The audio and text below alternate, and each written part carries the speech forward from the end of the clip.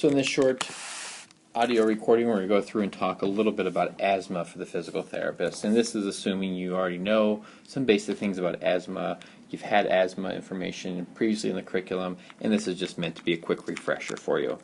So remember, asthma, typically called reversible obstructive disease, but what we're finding out is that people who have long-term asthma have long-term changes, and especially if they went through and did not manage their asthma well for a variety of reasons. The key hallmark of it is this hyper-responsiveness and this inflammation that comes on very quickly when exposed to certain irritants, and it causes an inflammatory response. So you might have your normal airway like this, when the air is coming in just fine. There's exposure to something, whether it's a certain food, whether it's exercise, whether it's environmental type of things, and something happens. Well, first of all, you might see the smooth muscle constrict, is what you might see like this, decreasing the flow rate in the airways. You might see mucus plugs form, so you might have the person get a buildup of mucus up in the airways, which will prevent airway flow. There might be increased secretions taking place. You have swelling in the area too that goes along with the constrictiveness of the smooth muscle in the airways. And if it gets very severe, the airway can actually completely close, and the person can die from asthma. Things that we might see, there's this hallmark sign of chest constriction, wheezing, this look of distress on the patient's face, typically what we might see with someone with asthma. Someone with asthma typically knows they have asthma, and that they're going to be able to identify that they're having an asthma attack, and hopefully they have medication, or you might have to initiate an emergency procedure based on what's going on with the patient. Chronic, what we see, again, if it's well managed and well taken care of, hopefully these things don't happen. But as said before, we are finding that people with asthma do have some long-term changes. So smooth muscles hypertrophied, mucus glands hypertrophied, and just general edema in the airways. Risk factors that you see, family history is a big one. If the mother smoked, certain exposure, if they're in the environment, occupation, and should tie in. It can be secondhand smoke, or it can be maternal smoking or smoking themselves. Atopy, this is a rash that a person tends to get, or hives they might get. If they have this irritation in their skin, it's usually a good sign they have some irritation in their airways and are at risk for asthma.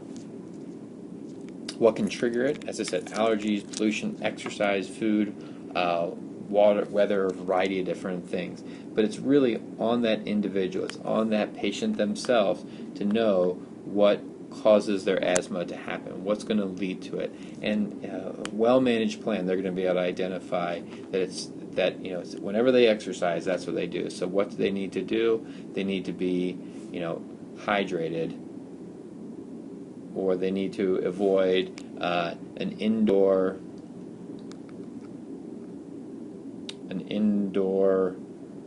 pool. It might be the chlorine in the air that causes it. There's a variety of different things that can trigger asthma. It's really important that person keeps a logbook, they keep a journal, and they figure out what those irritants are, and they share that information. Prevention, just like anything else, is the key thing here. So if you know what bothers you, try to avoid it. Avoid exposure. Exercise is really good for these patients, just like everybody else. Aerobic training, stressing the lungs, things like that can help improve the overall health. And some sort of management plan. The management plan may include long-term acting bronchodilators, which is the constant state of bronchodilation, having short-term dilators available in case someone has an asthma attack, and if based on the severity, they might need anti-inflammatory medication or certain allergy medications to address the health of their lungs. NIH have produced some practice guidelines, and if you don't know much about asthma or haven't thought about this, it's really overwhelming when you think that this is the third leading cause of preventable hospitalization. So people have an asthma attack, it's not well managed, they're not having the medications they need, and they end up in the hospital. And this is where the stress is coming down to the long-term treatment plan. As you see, the 4 different categories, and you can go to that website and read more about those. But assessment, management through medication, understanding control, and then education about a partnership with the patient. It's not the doctor's responsibility to solely manage the asthma. The patient really has to be the key person managing their asthma. So that is your quick overview of asthma. If we think about what this means for the PT, it's important to know if the patient has asthma. When's the last time they had an asthma attack? What triggers the asthma attack? How much do they have to be exposed to that irritant before it brings on an asthma attack? And then how do they manage their asthma, both short-term and long-term? Do they have a rescue inhaler available? Are they bringing that to therapy? Hopefully the answer is yes if they have asthma attacks. So these are some of the things to consider.